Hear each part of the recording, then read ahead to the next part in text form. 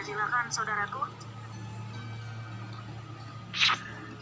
Kan Yesus itu menurut Mbak Yesus itu seorang Tuhan. Kan Yesus mempunyai seorang ibu namanya Maryam.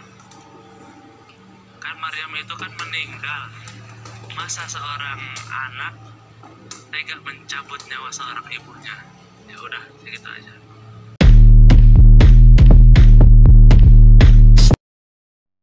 Shalom saudaraku, salam damai sejahtera dalam kasih Kristus. Jumpa lagi dengan saya. Didi Duli, kita akan belajar berapologetika bersama-sama di channel ini. Kemarin saya tidak sengaja melihat sebuah dialog antara Mikana dengan beberapa orang ya. Namun ada satu yang menarik dari dialog tersebut. Ketika ada orang yang bertanya kepada Mikana, kalau Yesus itu Tuhan, kenapa dia tega mencabut nyawa ibunya? Sebelumnya mari kita bersama-sama melihat video berikut ini. Ya silakan saudaraku. Kan Yesus itu menurut Mbak Yesus itu seorang Tuhan. Kan Yesus mempunyai seorang ibu namanya Maryam. Kan Maryam itu kan meninggal. Masa seorang anak tega mencabut nyawa seorang ibunya? Ya udah, segitu aja. Tolong dijawab. Oke. Ya silakan anak Batak. Sebenarnya saya mengakui bahwa Mikana punya kemampuan, bahkan juga keberanian untuk berdialog dan berdebat seperti ini. Namun yang disayangkan adalah doktrin yang dianut oleh Mikana itu salah. Saya berharap bahwa Mikana mau mendengar teguran dari saudara-saudara yang lain dan merendahkan diri untuk belajar lagi mengenai doktrin yang benar yang diajarkan oleh Alkitab dan juga bapak-bapak gereja. Karena bagaimanapun juga, kekristenan ada sampai sekarang itu juga tidak luput dari peran bapak-bapak gereja yang menjaga kemurnian iman kita. Nah, Bapak Ibu Saudara yang kasih dalam nama Tuhan kita Yesus Kristus, sebenarnya pertanyaan dari orang ini kepada Mikana itu adalah pertanyaan yang tidak perlu dijawab. Karena pertanyaan ini adalah pertanyaan dari orang yang sebenarnya tidak butuh jawaban. Dari orang yang sebenarnya tidak sedang mencari kebenaran. Jadi dia hanya sedang mencari keributan aja ya, bahwa kalau Yesus itu Tuhan, kenapa kok dia tega mencabut nyawa ibunya? Kalau saya ditanya seperti itu ya, mungkin saja saya tidak jawab gitu ya, karena itu memang pertanyaan orang bodoh gitu ya. Pertanyaan yang pertama, bahwa orang ini adalah orang yang tidak memahami mengenai praeksistensi Yesus dan juga inkarnasi Yesus melalui sang perawan Maria atau Bunda Maria. Dan di dalam keadaannya sebagai manusia, sang firman itu punya dua kodrat ganda atau punya kodrat ganda ya. Jadi dia ilahi dan dia juga manusia. Yang kedua, sebenarnya pertanyaan ini adalah pertanyaan yang orang yang tidak paham mengenai asal-usul dosa, mengenai kejatuhan manusia ke dalam dosa. Jadi ya dia wajar kalau dia bertanya seperti ini sebenarnya sih ya. Ya mau gimana lagi.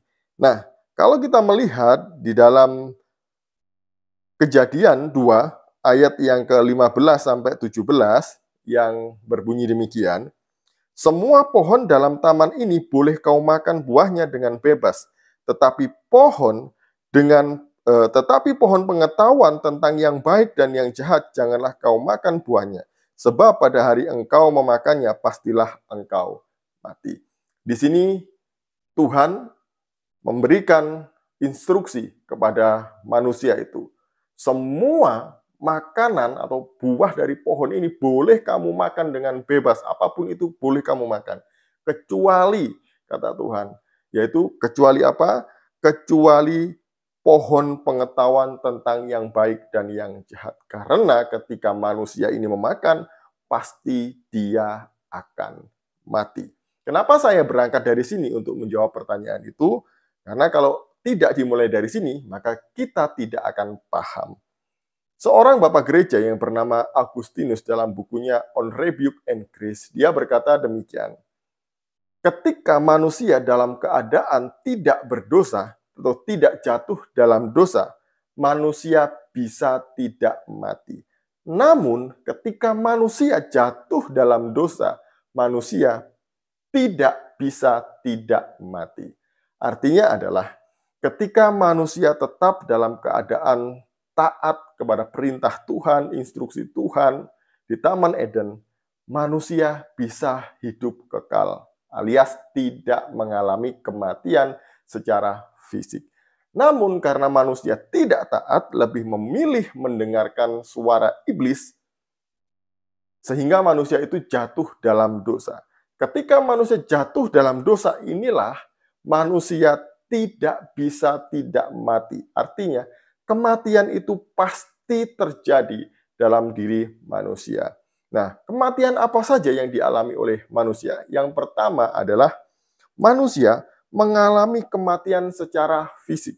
Dalam Kejadian pasal yang kelima, ayat yang kelima, itu di sana dikatakan bahwa Adam mati di usia 930 tahun. Artinya bahwa Adam benar-benar mengalami kematian secara fisik. Umur manusia menjadi terbatas. Jadi tidak kekal seperti di mana manusia tetap dalam keadaannya tidak berdosa.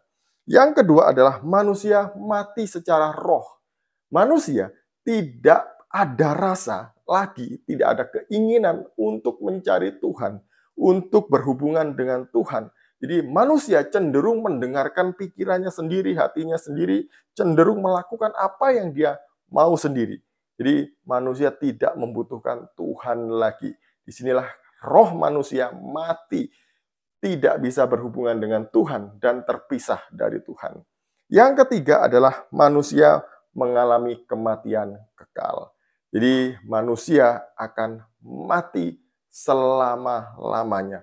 Manusia mati, nanti mereka akan kekal di neraka. Tapi berita baiknya adalah ketika manusia jatuh dalam dosa, Tuhan sudah memberikan kabar baik bahwa akan ada keturunan dari perempuan ini yang akan meremukkan kepala dari si ular. Dan kemudian nubuatan-nubuatan itu disampaikan oleh nabi-nabi dalam Perjanjian Lama dan kemudian dinubuati dengan lahirnya Sang Juru Selamat, yaitu firman yang menjadi manusia yang disebut dengan Yesus Kristus. Jadi melalui pengorbanan Yesus Kristus di kayu salib, dosa manusia diampuni, manusia diperdamaikan lagi dengan Tuhan. Jadi manusia yang seharusnya hidup kekal di neraka, manusia tidak mengalami bagi mereka yang percaya kepada Tuhan Yesus Kristus. Ini kabar baiknya. Jadi kalau kita melihat dari semua ini, kematian Maria itu tidak ada bedanya dengan kematian manusia pada umumnya. Karena Maria adalah manusia seperti saya juga. Hanya bedanya Maria ini adalah manusia yang istimewa, perempuan atau seorang perawan yang istimewa yang Tuhan pilih, Tuhan pakai sebagai alat untuk Sang Firman bisa menjadi manusia. Jadi itu bedanya ya. Sang Firman menjadi manusia memiliki kodrat ganda. Dia ilahi dan juga dia manusia. Karena Sang Firman tinggal dalam manusia. Nah, kemudian kalau kita melihat juga di dalam firman Tuhan bahwa hidup kita ini ada di tangan Tuhan, ada di tangan Allah Tritunggal yang Maha Kudus. Kalau Tuhan berkehendak kita hidup, maka kita hidup. Kalau Tuhan berkehendak kita mati, maka kita akan mati. Sebab hidup dan mati kita itu ada di tangan Tuhan. Nah, kalau kita melihat juga di dalam Samuel, 1 Samuel 2 ayat yang ke-6, berkata demikian, Tuhan mematikan dan menghidupkan. Ia menurunkan ke dalam dunia orang mati dan mengangkat dari sana. Kemudian Ulangan 32 ayat 39 berkata demikian, lihatlah sekarang bahwa akulah dia. Tidak ada Allah kecuali aku. Akulah yang mematikan dan yang menghidupkan. Jadi hidup mati manusia ada dalam kontrol dan kedaulatan Tuhan. Nah, dari sini kita bisa menjawab pertanyaan orang ini tadi yang tidak memerlukan jawaban dari kita sebenarnya ya. Jadi ini bukan perkara cabut-mencabut ya, bukan perkara tega atau enggak tega. Kalau kita melihat uraian di sini tadi itu dari latar belakang semuanya bahwa kematian manusia itu adalah akibat dari ketidaktaatan kepada Tuhan, akibat dosa. Iblislah yang mengakibatkan manusia jatuh dalam dosa sehingga manusia mengalami kematian. Dalam semuanya itu ada dalam kontrol Tuhan, ada dalam kuasa Tuhan, ada dalam seizin Tuhan. Sekian dari saya, semoga ini mencerahkan dan juga memberkati kita semuanya. Shalom, salam waras, Tuhan Yesus memberkati.